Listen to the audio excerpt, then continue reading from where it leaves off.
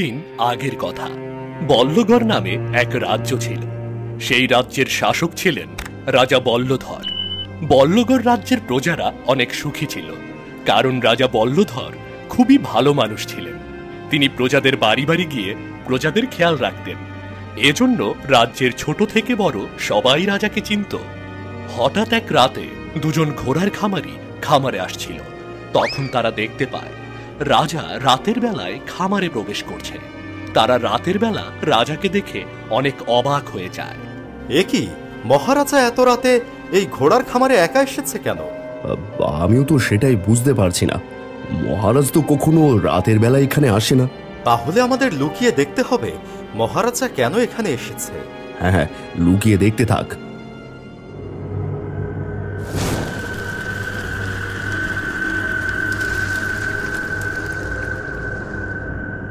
এ কি, আমাদের মহারাজ তাহলে কি মানুষ না? মানুষ হলে কি করে আস্ত ঘোড়া নিমিষের মধ্যেই খেয়ে ফেলবে? ওরে, আমিও তো কিছুই বুঝতে পারছি না। মহারাজ তোমাদের অনেক ভালোবাসে, কিন্তু সে কি করে ঘোড়াটাকে এমন করে খেলো?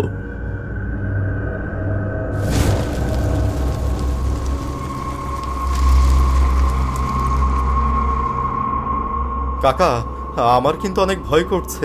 মহারাজ যদি জানতে পারে আমরা তার গোপন ব্যাপার জেনে গেছি, তাহলে আমাদেরকেই খেয়ে ফেলবে। না না, তা করবে না। মহারাজ তোমাদের অনেক ভালোবাসে। গোপনে পশুদের সাথে এমন করলে কি হবে? আমাদের কিছুই বলবে না। তাহলে এখন কি করবে? তুমি কি মহারাজের সামনে যাবে? না না, আগে দেখতে হবে মহারাজ আর কি কি করে। কাকা, আমার কিন্তু অনেক ভয় করছে। অত চিন্তা করছিস কেন? আমি তো তোর সাথেই আছি। ওই তো মহারাজ এখান থেকে চলে যাচ্ছে। চল দেখি মহারাজ আর কি কি করে।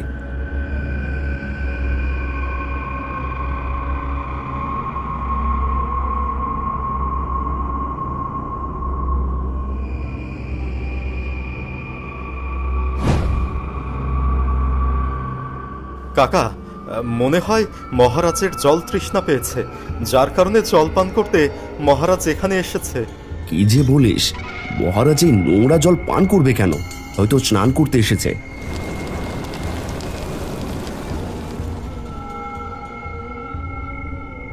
দেখলে কাকা, আমার কথাই সত্য হলো। মহারাজ কিভাবে ওই পুকুরের সব জল পান করে নিল। হ্যাঁ রে, এখন তো মহারাজকে দেখে আমারই ভয় লাগছে। তাহলে এখন কি করবে? কি আর করবো, তাড়াতাড়ি পালা এখান থেকে।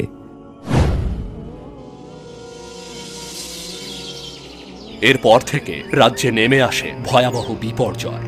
প্রতি সকাল হলেই প্রজারা দেখতে পায় তাদের পশুগুলো নেই, শুধু হাড়গুলো পড়ে আছে। পুকুরে কোনো জল নেই, পুকুর শুকিয়ে আছে। গ্রামের লোকেরা কিছুই বুঝতে পারে না। কিন্তু গ্রামের এমন অবস্থা দেখে নগেন আর চাঁদু সেদিন রাতের সব ঘটনা গ্রামের সবার কাছে খুলে বলে। এসব কি বলছিস নগেন? মহারাজ নিজে আমাদের এই সর্বনাশ করেছে। হ্যাঁ কাকা, আমি আর চাঁদু নিজের চোখে দেখেছি। মহারাজ আস্ত পশু নিমেষের মধ্যেই খেয়ে কঙ্কাল বানিয়ে দেয়, আবার একটা পুকুরের জল এক নিমেষেই খেয়ে ফেলে। তোরা আগে থেকে জানার পরও কেন এত বড় ঘটনা লুকিয়ে রেখেছিস?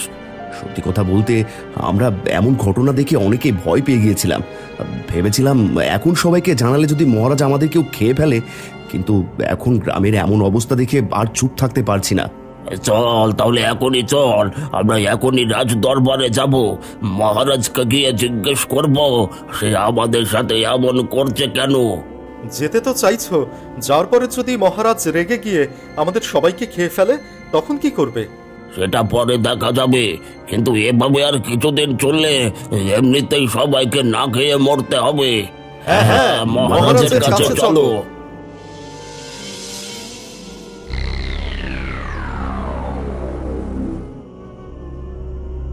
প্রজারা বলো, তোমরা কেন এই রাজদরবারে এসেছো?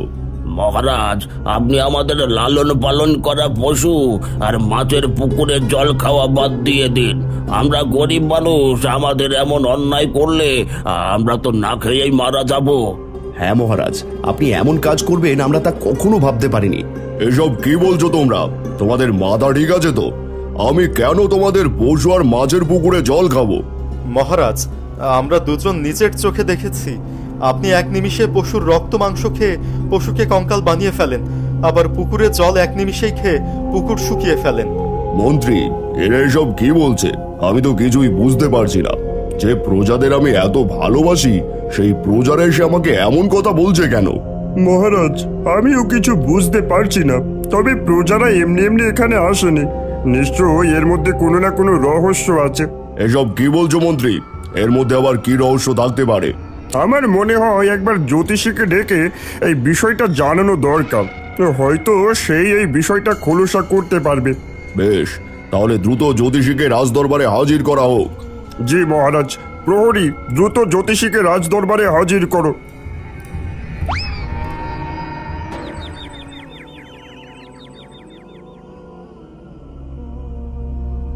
মহারাজের জয় হোক। মহারাজ হুকুম করুন, আমাকে কি করতে হবে? আপনাকে কিছু করতে হবে না, শুধু বলুন আমার রূপ নিয়ে আমার রাজ্যের প্রজাদের ক্ষতি কে করছে। ঠিক আছে মহারাজ, আমি এখনই দেখছি।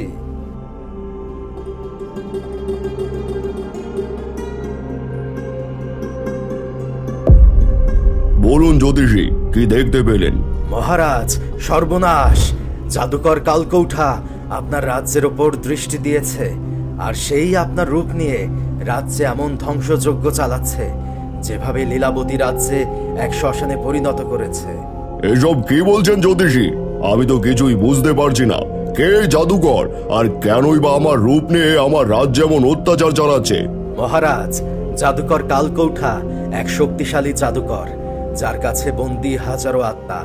আর এই আত্মাদের খিদে মেটাতে আপনার রাজ্যের প্রজাদের ওপর এমন অন্যায় অত্যাচার করছে, আর আপনার প্রজাদের সামনে আপনার রূপ নিচ্ছে, যাতে আপনার প্রজারা আপনাকে ভুল বুঝে আপনার রাজ্য জ্বালিয়ে দেয়।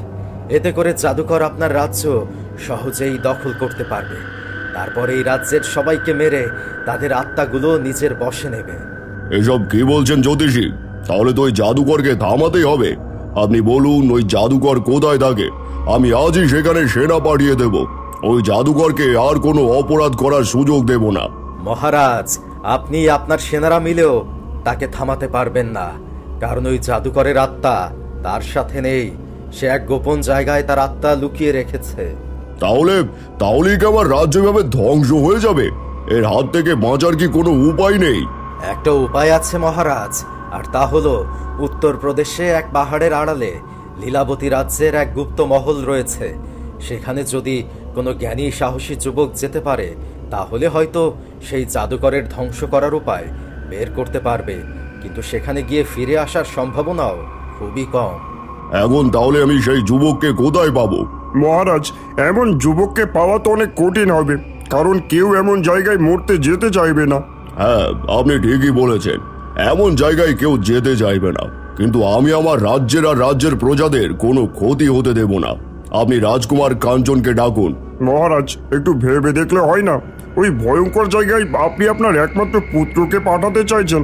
আর ভাবার সময় নেই মন্ত্রী, সেখানে যাওয়ার জন্য রাজকুমার কাঞ্চনই একমাত্র উপযুক্ত।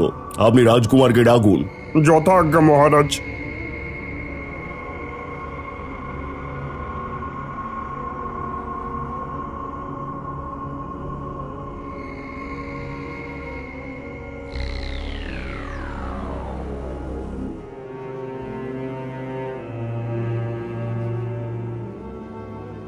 আদেশ করুন পিতাজি, আমাকে কেন ডেকেছেন? রাজকুমার, আমি তোমাকে শিক্ষা ও সংস্কৃতি সবকিছু দিয়ে বড় করেছি। এখন যদি আমার রাজ্যের প্রজাদের জন্য তোমার প্রাণ উৎসর্গ করতে হয়, তুমি কি তাতে প্রস্তুত? হ্যাঁ পিতাজি, আমি আমার রাজ্যের প্রজাদের জন্য আমার প্রাণ উৎসর্গ করতে সদা প্রস্তুত।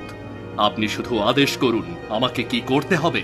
বেশ, তোমাকে উত্তরপ্রদেশের পাহাড়ের আড়াল থেকে গুপ্ত মহল খুঁজে বের করতে হবে, আর সেখান থেকে জাদুকর কালকৌটার মৃত্যুর উপায় বের করে জাদুকর কালকৌটাকে মেরে ফেলতে হবে। তা না হলে এই রাজ্যের প্রজারা কেউই বাঁচবে না।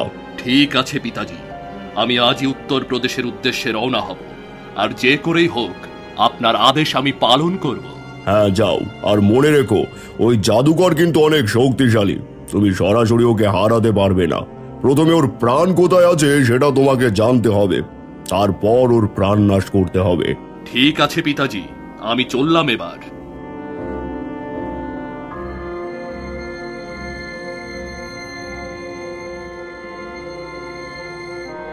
মহারাজের জয় হোক, মহারাজের জয় হোক, মহারাজের জয় হোক। মহারাজের জয় হোক।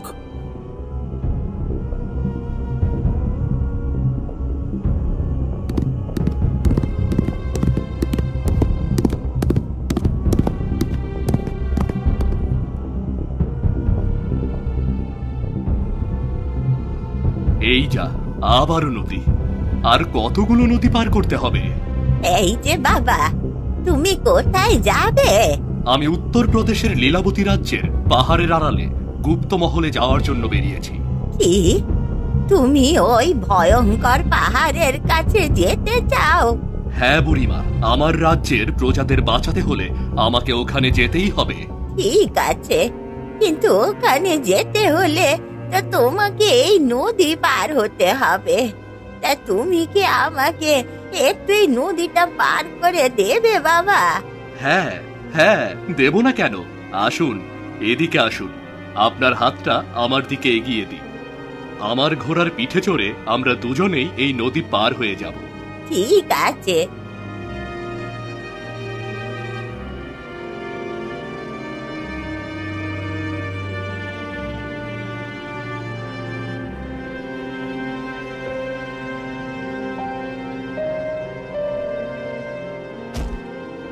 বাবা, তোমাকে অনেক অনেক ধন্যবাদ, কিন্তু তুমি যেখানে যেতে চাইছো সেখানে যাওয়া সহজ, কিন্তু ফিরে আসা অনেক কঠিন বাবা। কারণ ওখানে জাদুকর আর জাদুকরের পোষা আত্মারা থাকে। যত কঠিনই হোক, আমাকে যে সেখানে যেতেই হবে, তা না হলে ওই জাদুকর আমাদের রাজ্যের সবাইকে শেষ করে দেবে। ঠিক আছে, দাঁড়াও।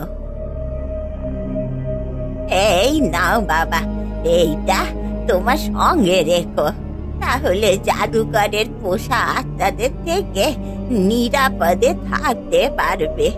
আর যদি কোনো বড় বিপদে পড়ো, তাহলে এর মধ্যে থাকা ফল ওটা খেয়ে নিও।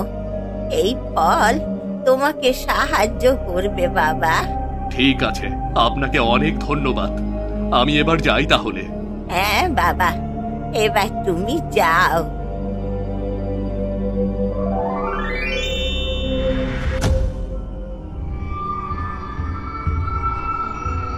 আমাকে ছেড়ে দিন, ছেড়ে দিন আমাকে।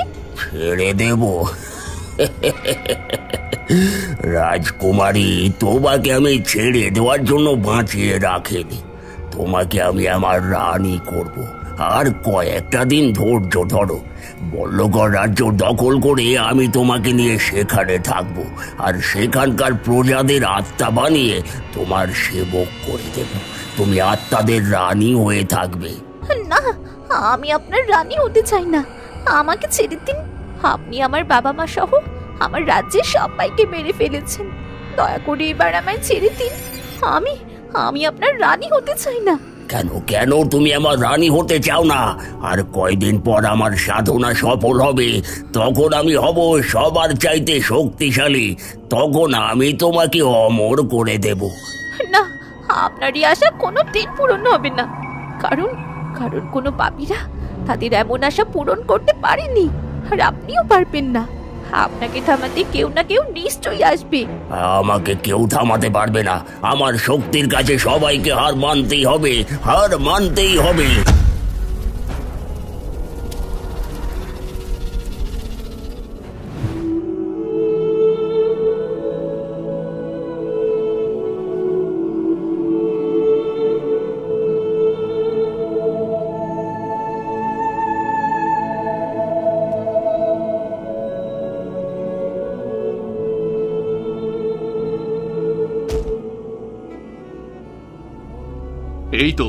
এই তো আমি পেয়ে গেছি সেই মহল, পেয়ে গেছি। যাই, এবার ভেতরে যাই। ভেতরে হয়তো জাদুকরকে মারার কোনো উপায় লুকিয়ে থাকতে পারে।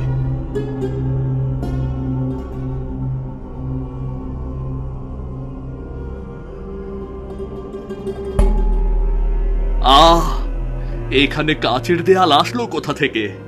নিশ্চয়ই ওই জাদুকর তার জাদু শক্তি দিয়ে এখানে দেয়াল তৈরি করে রেখেছে। কিন্তু আমি এখন ভেতরে প্রবেশ করব কি করে?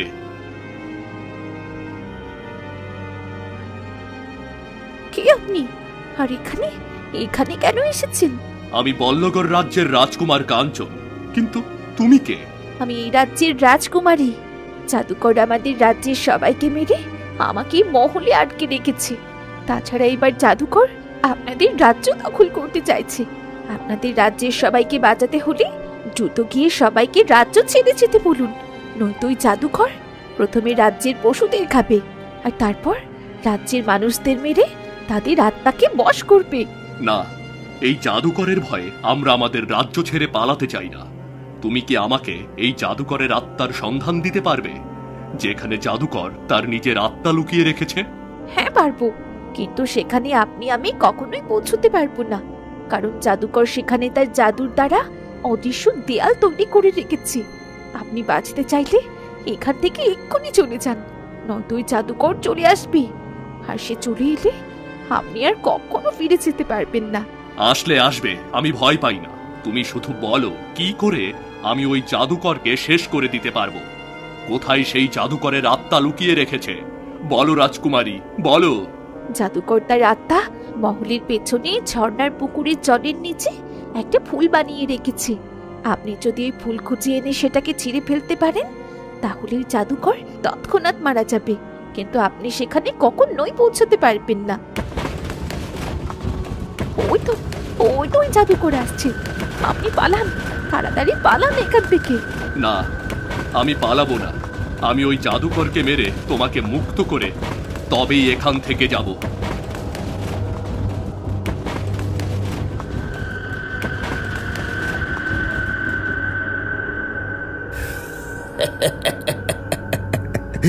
রাজকুমার কাঞ্চন, আমার রাজ্যে এসেছিস? কি ভেবেছিস? হ্যাঁ, কি ভেবেছিস এখানে এসে আমার প্রাণ কেড়ে নিবি? আরে আমার প্রাণ বোমরার কাছে আজ পর্যন্ত কেউ যেতে পারেনি, আর তুইও পারবি না। আমি তোদের রাজ্য এমন শ্মশান বানিয়ে ফেলবো। শেষ হাসা হেসে নে জাদুকর, কারণ তুই তা কখনোই পারবি না। তার আগেই আমি তোকে পুড়িয়ে ছাই করে দেব। আমাকে পুড়িয়ে ছাই করে দিবি? আরে আরে, আমি অমর। আমি তোদের মতো প্রাণ সাথে নিয়ে চলি না যে আমাকে মারতে পারবি, কিন্তু এবার আমি তোকে খাইয়ে মারার ব্যবস্থা করছি।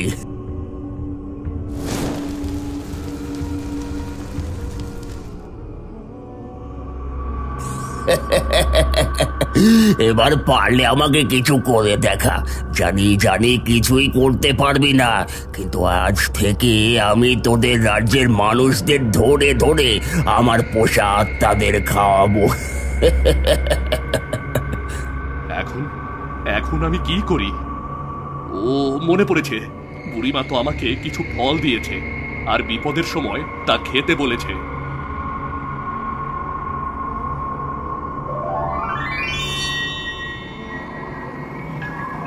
এটা খাও রাজকুমারী, তাড়াতাড়ি খাও। না না রাজকুমারী, খাবে না, খাবে না, তুমি খাবে না। এই জাদুর ফল রাজকুমার কোথায় পেল? এই জাদুর ফল তো একমাত্র শক্তিশালী পরীর কাছে পাওয়া যায়, কিন্তু ওই পরীকে রাজকুমার কোথায় পেল? না না না না, যে করে হোক রাজকুমারকে থামাতেই হবে। রাজকুমারী, এখানেই কি জাদুকরের প্রাণ লুকানো আছে? হ্যাঁ, ওই জলের নিচেই জাদুকরের প্রাণ লুকোনো আছে। আপনি জলের গভীরে গেলেই দেখতে পাবেন সেখানে পদ্ম ফুল ফুটে আছে, আর সেই পদ্ম ফুলের মধ্যে জাদুকরের প্রাণ রয়েছে।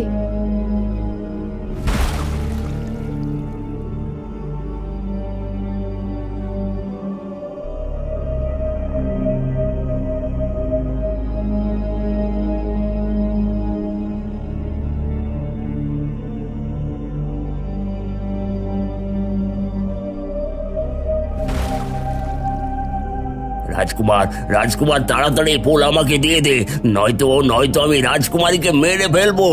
তুই তা কখনো পারবি না দুষ্টু জাদুকর, কারণ রাজকুমারী জাদুর ফল খেয়েছে। তুই এখন রাজকুমারীকে স্পর্শও করতে পারবি না। জাদুকর, তুই অনেক অন্যায় করেছিস। এবার তোর মরার সময় হয়েছে, মরার জন্য প্রস্তুত হ। না, আমার প্রাণ আমায় ফিরিয়ে দে। আমি সবকিছু ঠিক করে দেব। আমাকে মারিস না, আমার প্রাণ আমাকে দিয়ে দে। তোর মতো পাপীকে বিশ্বাস করে বোকামি করার মতো মানুষ আমি নই। না না।